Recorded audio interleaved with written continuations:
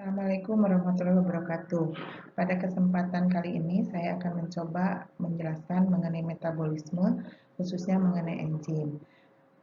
Metabolisme sendiri merupakan proses pembentukan atau penguraian zat di dalam sel yang disertai dengan adanya perubahan energi. Metabolisme dapat dibedakan menjadi dua, yaitu anabolisme dan katabolisme. Anabolisme merupakan proses pembentukan, sedang katabolisme merupakan proses penguraian. Nah, anabolisme contohnya adalah fotosintesis, kemosintesis, sintesis lemak, dan sintesis protein. Katabolisme contohnya respirasi sel, kemudian fermentasi. Nah, proses anabolisme ini membutuhkan energi sehingga reaksinya dapat berlangsung cepat dan efisien. Reaksi yang seperti anabolisme ini, yaitu memerlukan energi dalam bentuk panas, disebut reaksi endergonik atau reaksi endoterm. Sebaliknya, katabolisme itu kan membebaskan energi ke lingkungan. Nah, reaksi yang demikian yang merupakan reaksi pelepasan energi ini disebut dengan reaksi eksergonik atau reaksi eksoterm. Proses metabolisme itu memerlukan enzim, ya, baik anabolisme maupun katabolisme. Makanya pada bahasan awal dari KD mengenai metabolisme ini, yang pertama dibahas adalah mengenai enzim. Sekarang enzim sendiri itu merupakan gugus polipeptida atau enzim itu tersusun dari protein. Karena enzim tersusun dari protein, maka yang menjadi sifat protein otomatis akan menjadi sifat enzim. Kemudian enzim ini berfungsi sebagai katalis atau mempercepat reaksi kimia. Karena reaksi kimianya berlangsung di dalam tubuh makhluk hidup, maka reaksinya disebut biokatalisator. Kemudian percepatan terjadi karena enzim. Ya, dengan demikian, enzim berarti menurunkan energi pengaktifan yang dengan sendirinya akan mempermudah terjadinya reaksi atau mempercepat terjadinya reaksi. Sebagian besar dari enzim bekerja secara khas, yang artinya setiap jenis enzim hanya dapat bekerja pada satu macam senyawa atau reaksi kimia tertentu. Jadi bisa diibaratkan kerja enzim ini kalau suatu kendaraan itu menuju titik X, misalnya dari titik A, ya, nah bisa jalan lewat puncak gunung, misalnya ada jalan yang melewati puncak gunung atau lewat terowongan. Nah, otomatis yang melewati puncak gunung itu akan memerlukan energi yang lebih banyak, ya, waktu tempuh yang lebih lama dibanding dengan yang lewat terowongan. Nah, yang lewat terowongan inilah yang diibaratkan sebagai reaksi dengan bantuan enzim. Jadi reaksinya bisa berjalan lebih cepat. Kita lihat sekarang mengenai struktur enzim. Tadi sudah dikatakan bahwa enzim itu adalah protein, ya. Kemudian selain protein, enzim juga mengandung bagian yang bukan protein yang disebut dengan gugus prostetik. Gugus prostetik sendiri ini bisa dibedakan lagi, ya, antara koenzim dan kofaktor. Koenzim biasanya itu berupa vitamin, sedangkan kofaktor biasanya berupa unsur-unsur logam. Misalnya yang termasuk koenzim ada vitamin B6, ada FAD, ada NAD yang merupakan, sedangkan yang merupakan kofaktor ada Mg, Fe misalnya, dan masih banyak lagi. Nah, di sini bisa dilihat di gambar, ya. Ini ada substrat, ini ada enzim. Nah, ini gugus prostetik. Kita bayangkan ini kalau tidak ada, kalau ini digabungkan dengan ini kan tidak klop, tidak matching. Tetapi dengan adanya gugus prostetik, ketika enzim ini berikatan dengan substrat, ini kan akan klop, ya. Nah, kemudian ini koenzim, ya. Nah, koenzim itu nempel di bagian lain daripada enzim, tapi menyebabkan sisi aktif enzim ini menjadi pas dengan substrat, ya.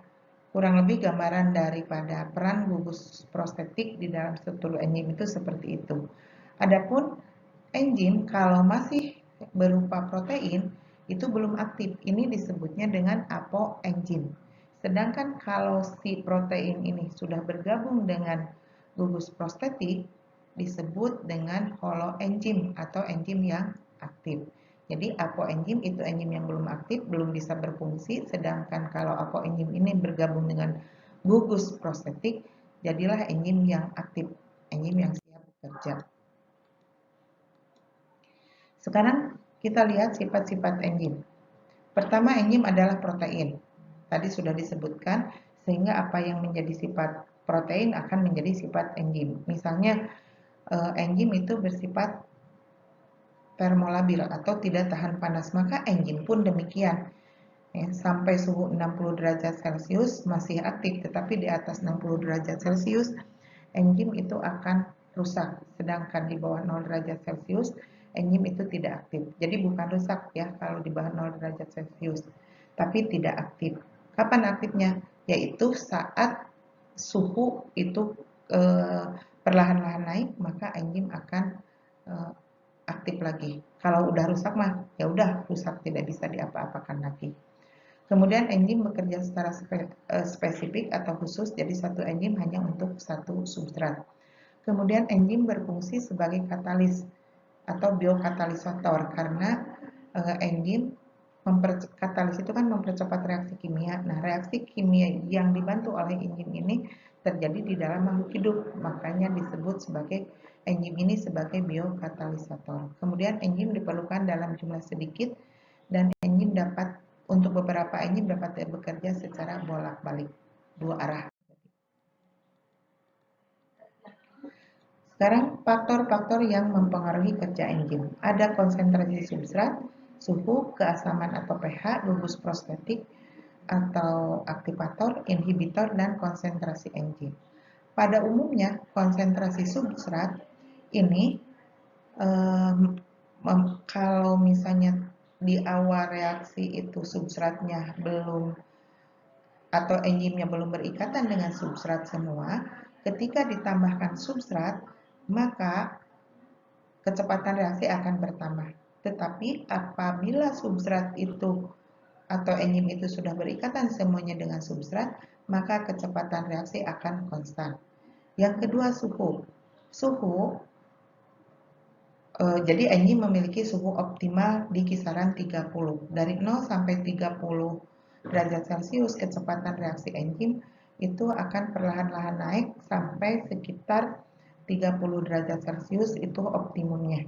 Nah, lebih dari 30 atau 40 derajat Celcius, kecepatan enzim akan mulai turun sampai akhirnya berhenti sama sekali pada suhu 60 derajat Celcius karena enzim rusak, mengalami denaturasi sebagai salah satu akibat dari bahwa enzim tersusun dari protein. Kemudian derajat keasaman atau pH, nah ini pH optimum enzim itu beda-beda, tergantung enzim itu kerjanya di mana. Misalnya kalau enzim yang bekerja di lambung, maka dia akan memiliki pH optimumnya yang bersifat asam. Kalau misalnya di manusia ya, kalau misalnya enzim itu bekerja di mulut, maka akan memiliki pH optimumnya yang bersifat basa.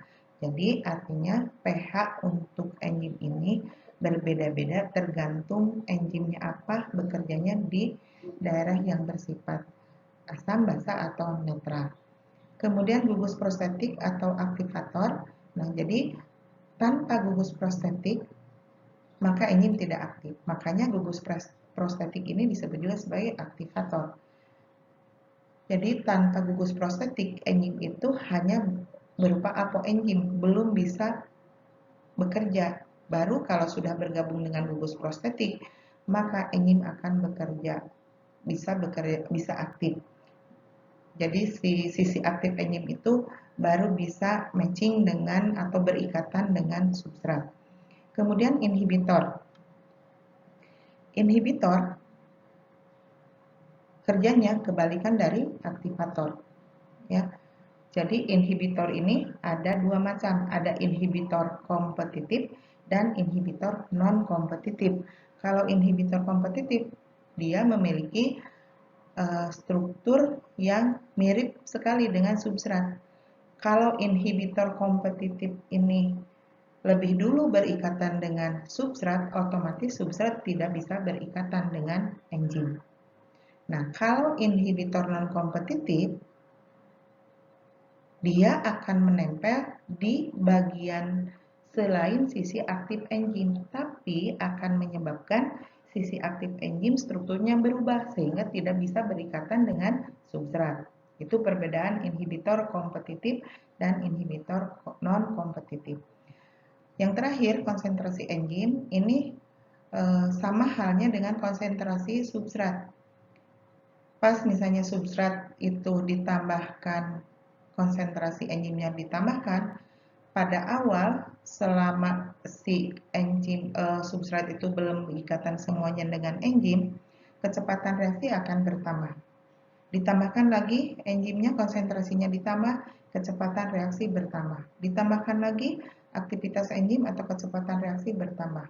Sampai satu titik semua substrat itu sudah berikatan dengan enzim. Jadi ketika ditambahkan kembali enzim, konsentrasinya ditambahkan, sudah tidak berpengaruh lagi dan kecepatan reaksi berjalan konstan. Nah, ini gambaran dari perbandingan laju reaksi yang tidak dibantu oleh enzim sama reaksi yang dibantu atau yang dikatalisis oleh enzim. Ini yang merah merupakan gambaran dari suatu reaksi, laju reaksi yang dikatalis oleh enzim. Sedangkan yang ini yang tidak dikatalis oleh enzim. Ini ke atas adalah jumlah energi aktivasinya, ya, yang ini laju reaksinya. Jadi yang tanpa enzim memerlukan energi aktivasi yang lebih tinggi dibanding dengan suatu reaksi, dibanding dengan kalau reaksi itu menggunakan enzim. Energi aktivasinya jauh lebih sedikit. Ini sekali lagi ini perbandingan laju reaksi yang tanpa enzim dengan yang dikatalisis oleh enzim. Sekarang cara kerja enzim. Ada dua teori yang menjelaskan tentang cara kerja enzim. Ya, yang pertama adalah ini, yang disebut dengan teori gembok dan kunci.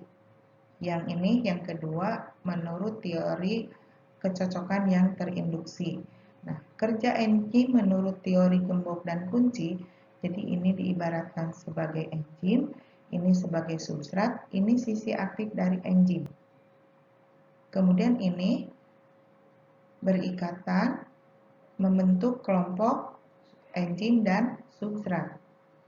Ya, kemudian ini setelah bereaksi, kemudian nanti akan dihasilkan produk ini dan ini, dan enzim akan memisahkan diri lagi dari produk tanpa berkurang apapun juga, ya. Jadi ini kalau dilihat dari strukturnya berarti ini adalah katabolisme dari yang bentuknya lebih kompleks menjadi yang lebih sederhana.